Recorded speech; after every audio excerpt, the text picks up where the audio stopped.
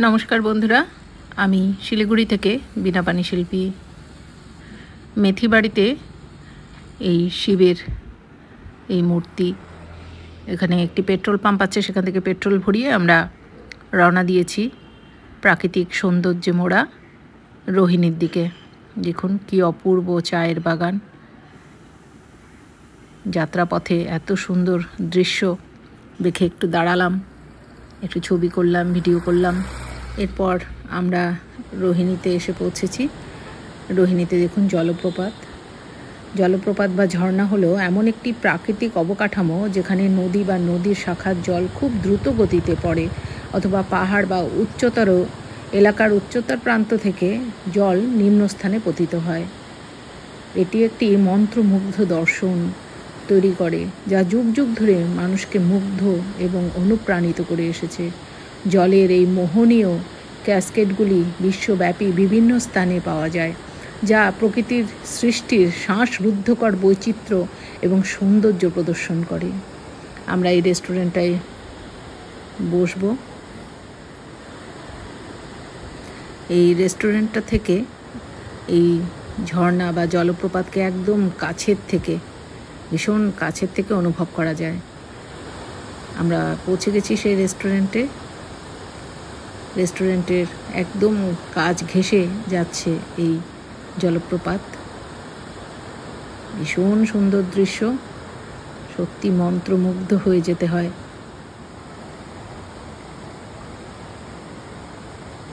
ছবি তুলছি, ভিডিও করছি, ভীষণ সুন্দর মুহূর্ত। কাঞ্চন চায়ের অর্ডার দিয়েছে,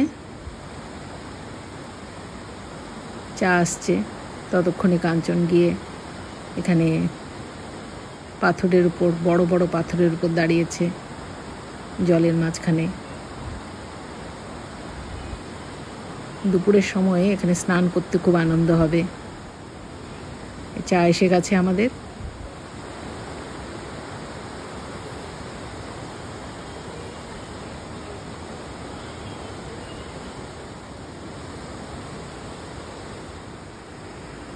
আরও বেশ কিছু মানুষ এসছেন, ওনারাও ছবি তুলছেন, ভিডিও করছেন। আমরা এরপরে আরও উপরে উঠে যাচ্ছি। পুরো এরিয়াটাই এটা রোহিণীর অন্তর্গত।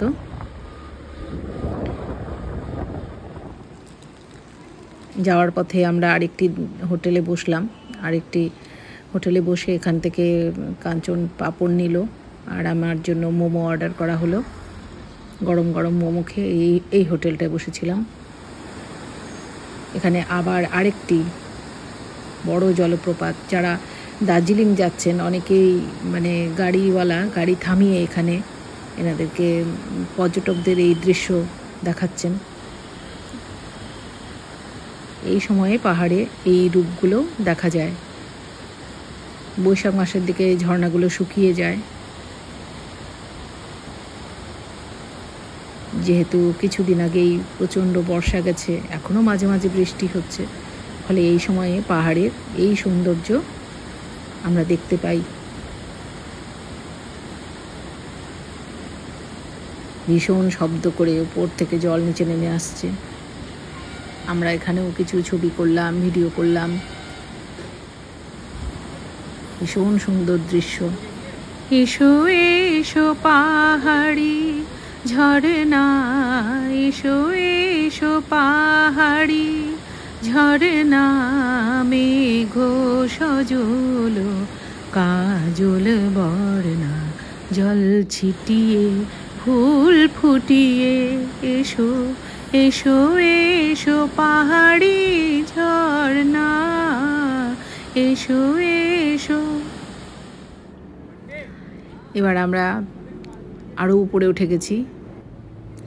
দার্জিলিং যারা যাচ্ছেন বাসে করে, বাসগুলো এখানে থামে। আমরা এর আগে উত্তরবঙ্গ রাষ্ট্রীয় পরিবহনে করে গিয়েছিলাম, তো বাস ঠিক এই জায়গাটায় থেমেছিল। তো এখান থেকে অনেক যাত্রী এই দৃশ্যটা উপভোগ করেন। এটা একটা সুন্দর ট্যুরিস্ট স্পট। এই যে এনারা সব যাচ্ছেন বাসে করে দার্জিলিং। তো এই হোটেলটা থেকে খাওয়া দাওয়া হয়, তারপরে আবার বাসে করে আবার দার্জিলিংয়ের পথে রওনা হয়।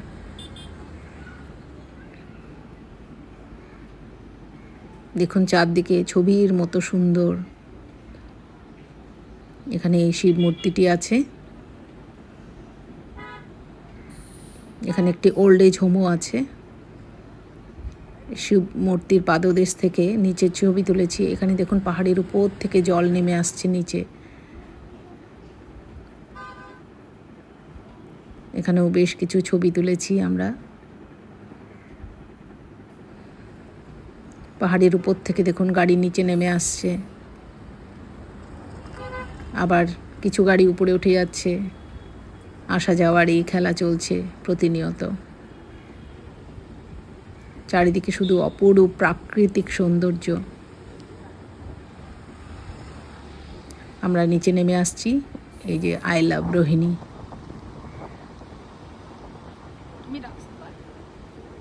রাস্তার দুপাশে বসতি, অনেক রেস্টুরেন্ট আছে এখানে। এই যেগুলো সব রেস্টুরেন্ট।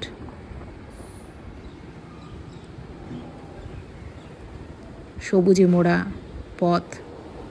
এ যেন অজানা এক পথ, কে জানে কোথায় হবে শেষ। এ যেন অজানা এক পথ, কে জানে কোথায় হবে শেষ। স্বপ্নই কি চেয়ে যে দেখি, এ যেন অচেনা এক দেশ। এ যেন অজানা এক পথ, কে জানে কোথায় হবে শেষ। এটা রোহিণী চার্চ। চার্চের পাশ দিয়ে চলেছি।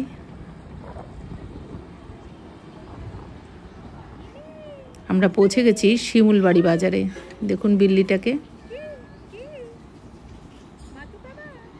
উপরে মাছ, নিচেও বসে আছে। এই যে বাজার। এই বাজার থেকে বেশ কিছু কেনাকাটা হলো। আজ এ পর্যন্তই বন্ধুরা। আপনারা সবাই খুব ভালো থাকুন, সুস্থ থাকুন এবং অবশ্যই বীণা পানি শিল্পীর সঙ্গে থাকুন।